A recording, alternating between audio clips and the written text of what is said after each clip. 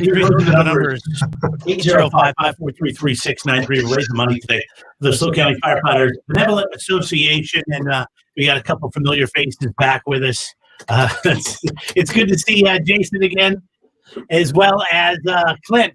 Clint's back with us as well. Oh my goodness! There we go. How you doing? We get some echoes. We're not sure. We're doing good, man. All right, who's? I just muted your mic. You're fine, Jeremy. Okay, good. Guys, I have some great news. We've raised over $3,000 so far today. Wow, so we're pretty excited. We're pretty excited about that. We might break our all-time record, which is $4,000, and I think we have a good shot because we still have 4 more hours. Well, and we've gotten this kind of dynamic going on now, guys, where people are bidding extra to have their songs jump to the front of the line. And so they don't have to wait, and they don't want to wait around for their songs. So this is a good. We're having good problems today because it means more money for you guys and more exposure for you guys. And I was chuckling a little bit before we jumped onto this interview with you because Clint, you're going to discuss holiday fire safety, and I am so worried about my tree because the needles are just falling off at exponential rates right now.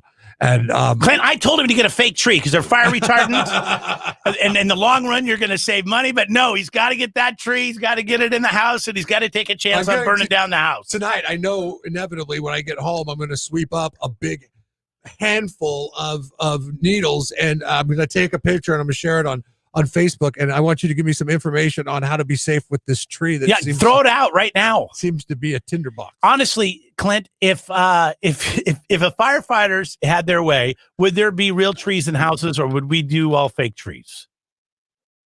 Well, we don't have him. I think you're muted, Clint. We can't hear you. He's not muted on his mic. That doesn't make sense. Why is this not working? Let's see. Right. We had such good questions for Damn Clint it. too. How about you, Jason? Can you talk? No, Jason's muted too. Well, Jason's muted because he does it by choice. Okay, I'll jump in here. So you're a firefighter. I think, if that's a tough line to cross, all right? Everyone wants a live tree and the smell of the fresh tree. And yes. I think as long as your trees are fresh and healthy, you're good. Keep them watered, set the lights on timers when they start dropping needles exponentially like you're talking about. It might be a good time to evaluate the safety of that situation. Yeah.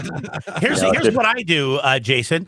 I go buy the wreath. I go to Costco. They got these big giant real wreaths. You put that on the table, you put a candle in the middle of it, you don't light it, and it makes the whole house smell like a tree, and then I light up my fake tree.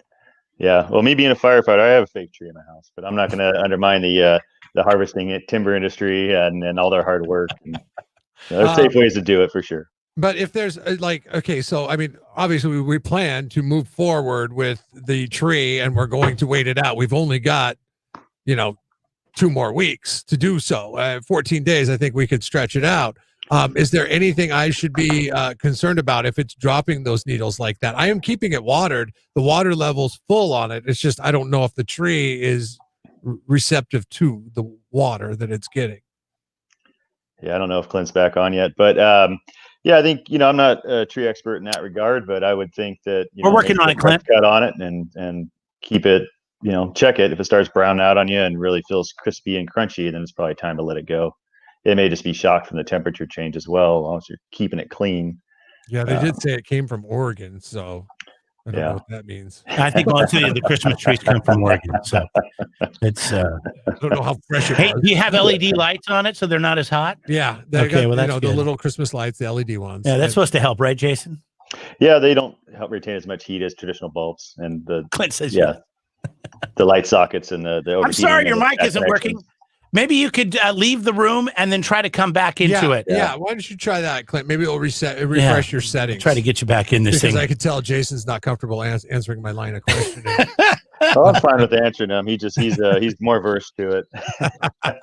So, I'm excited to say that we're already got over $3,000, and thank you to everybody who's donated. And we've played some great songs. We got a ton of songs we need to get to, so we don't want to be too long here. But talk about where some of this money goes to. We were talking to a family earlier, Captain Hernandez, who had to relocate with his wife to the city. So, I mean, there's gas costs of getting up there. There's of course costs of staying somewhere in a city when you can't stay at home.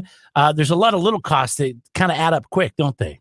Yeah, absolutely. I mean, you're still trying to maintain your home environment, your typical expenses, and this is a really high cost place to live. And the public safety sector, the firefighters, police, all that. We're working, and when something like this happens, you don't expect it, just like anybody else. But we're trying to deal with basically providing for 2 households now when you're relocating like that. And for us to be able to support those situations and put on fundraisers for them and help them out, it helps get them back in into their family environment and back into service and back to protecting their community where we want them and back to where things were. That is Jason Potts. It's the SLO County Firefighters Benevolent Association. That is a local association that helps take care of CAL FIRE. The guys that are fighting fires that live right here in San Luis Obispo County, as well as their families and other families and victims of fires as well. And we're going to talk more about that coming up. Clint, did it work? How's this? No, Yay, he's back. Better. We got you. Better. Okay. We got you. So what other things do we need to think of safety-wise for the holidays, especially for people that have to have that tree and the real one? This time of year, no doubt, candles and fireplaces. Those are the key things, without a doubt, to be concerned with. Boy, if you're going to have a candle, keep it out of reach of children. And if you're going to leave the house or leave the room for an extended period of time, make sure that candle is safely extinguished. And then your fireplace. If you're using wood-burning fireplace, only use split dry wood. Don't throw trash or wrapping paper in there, and have it checked, cleaned at least once a year. The more you can do that now, the safer it is. I have a question about burning trash in a barrel in your backyard. Is that legal in Arroyo Grande? No. Okay, I'm going no. to give you my address because my neighbor, we need to have a talk. Okay. Yeah, I have to look close at my you. windows at night. Well, now it's colder, but when it was warmer, God, it was terrible. We get the window open at night because it's AG, you don't have AC, and then you got the neighbor over there. Who knows what he's doing? I thought he was making meth, but my wife said he's burning trash. So most jurisdictions allow warming fires. Those are our backyard fire pits. You're not supposed to burn lumber, scrap wood. You're supposed to burn dead and dying trees, limbs, things of that nature. But burn barrels have been outlawed in this county, in San Luis County, since the early 2000s. So if I have an outdoor fire pit and I have a tree, which I've mentioned earlier in this interview, is drying in nature, and January comes around, I can't chop that tree up into little pieces and use it as fuel in my fire pit? If you're going to do that, you want to do it very safely. There are other ways to get rid of your trees. A lot of times the refuse collectors will have curbside recycling, and some areas have very large drop-off points where they will shred them. You can drop them off free of charge. Check what the area you live in on that. Have either of you guys been down to that thing they do down in, I think it's in Solvang or one of the... Oh, where they burn all the Christmas trees. San Ynez or Buellton or one of the three, I don't know, where they take all the Christmas trees and they put them in a huge pile and they light them on fire. I have not. I've seen it year over year, and it's quite impressive. Yeah. The fire department is there. I've seen it on the news. Yes. They're there. Yeah. They're monitoring. Big bonfire. They don't do it on a windy night. See, where Jeff and I come from in the Northwest, man. I mean, out by Mount Rainier. I mean, gosh, we used to have big parties. I forget what they called them now, but it was like you'd put all your crap in a bonfire and then you'd light it on fire. But it was normally like, brush and things but like don't that. do that, right, Clint? No, not here. Not in this county. No, we're still burning suspended throughout all of San Luis Obispo County right now. Even if you have a proper permit, we're suspended on ag burning and backyard burning, other than those approved warming fires in fire pits. Well, let me ask you one other question, because it really pissed me off last time I went to go camping and they wouldn't even allow my propane fire pit.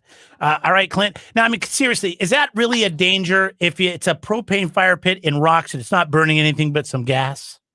Well, sure.